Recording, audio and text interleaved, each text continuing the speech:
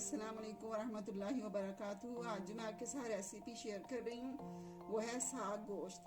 साग के अंदर मैं मटन का गोश्त इस्तेमाल कर रही हूँ और मटन का गोश्त जो है मैंने बॉयल कर लिया है और ये साग भी मैंने पहले से पका लिया है। अच्छा, साग को मैं आपको पकाने का तरीका बताती हूँ। जब आप कच्चा साग जब उसको रखें चूल्हे के ऊपर, उसमें थोड़ा सा प्याज, थोड़ा सा लहसुन जो है उसमें शामिल कर दिया करें साथ ही, और हरी मिर्चें। तो इससे साग का टेस्ट बहुत ज़्यादा अच्छा आएगा। तो अब हम साग को गोश्त के साथ पका रहे हैं, तो इसके लिए हमें साग, गोश्त, हरा प्याज, हरा लहसुन मैंने चॉप कर लिया, हरी मिर्ची भी मैंने इसमें चॉप करके रखी हैं, टमाटर हैं, सफ़ेद प्याज है, हल्दी है और लहसुन का पेस्ट है, अदरक का पेस्ट है, लाल मिर्ची, देसी घी है और यखनी है। जिसमें मैंने गोश्त को बॉयल किया था वो ये यखनी इसमें मैं शामिल करूँगी। और इसमें आपको नमक नज़र नहीं आ रहा, इसलिए क्योंकि मैंने गोश्त बॉयल करते हुए भी नमक डाला है और साग के अंदर भी पहले से ही नमक मैं डाल चुकी हूँ। अब क्योंकि जब मैं ये अब रेसिपी बनाऊंगी तो इसमें नमक मैं ऐड नहीं करूँगी। चलिए स्टार्ट करते हैं। चूल्हा मैंने जला लिया और इसमें ऑयल डाला।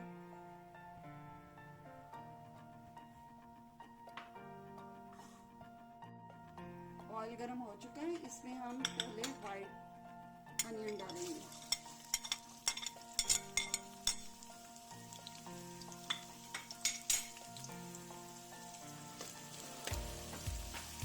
देसी घी में साग गोश्त बहुत ही लगेगा बनता है, और बकरे के गोश्त के साथ जब आप साग बनाएंगे तो बहुत ही अच्छा इसका टेस्ट आएगा।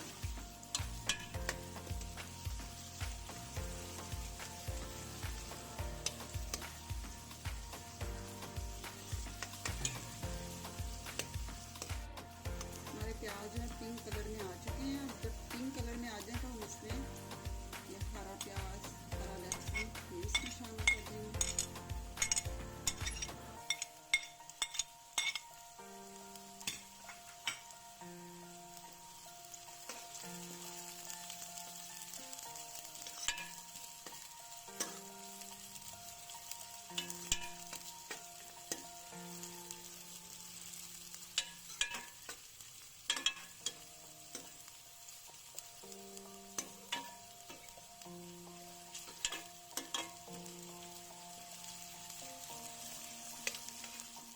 प्याज ज़्यादा ब्राउन नहीं करेंगे।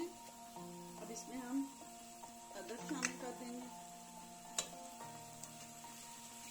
अदरक को भूनेंगे अच्छी तरह।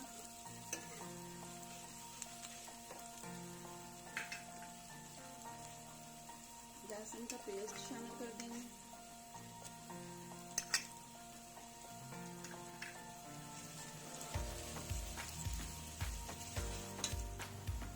टमाटर शामिल करेंगे।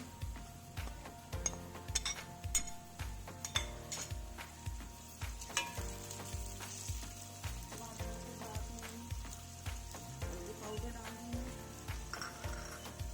ये 1 चम्मच हल्दी पाउडर था और ये 2 चम्मच सुरख मिर्च।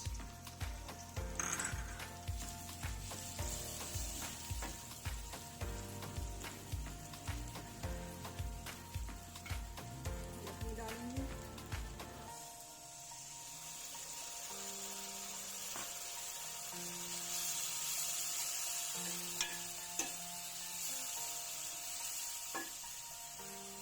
गोश्त डालेंगे।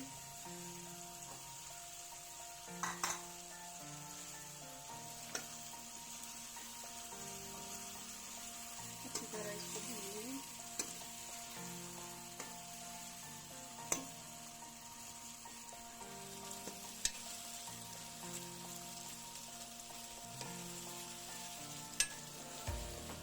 साग शामिल करेंगे।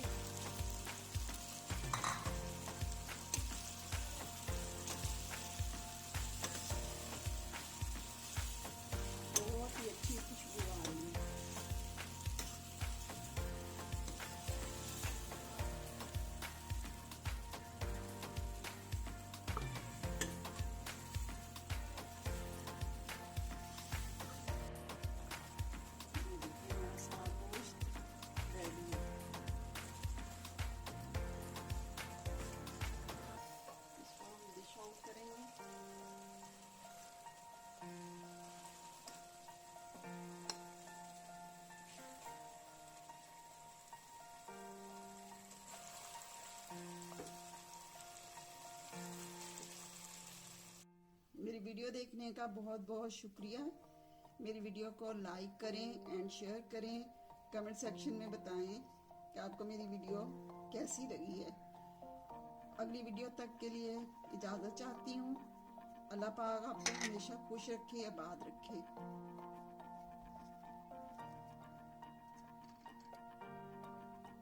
और मुझे आप हमेशा दुआओं में याद रखिएगा।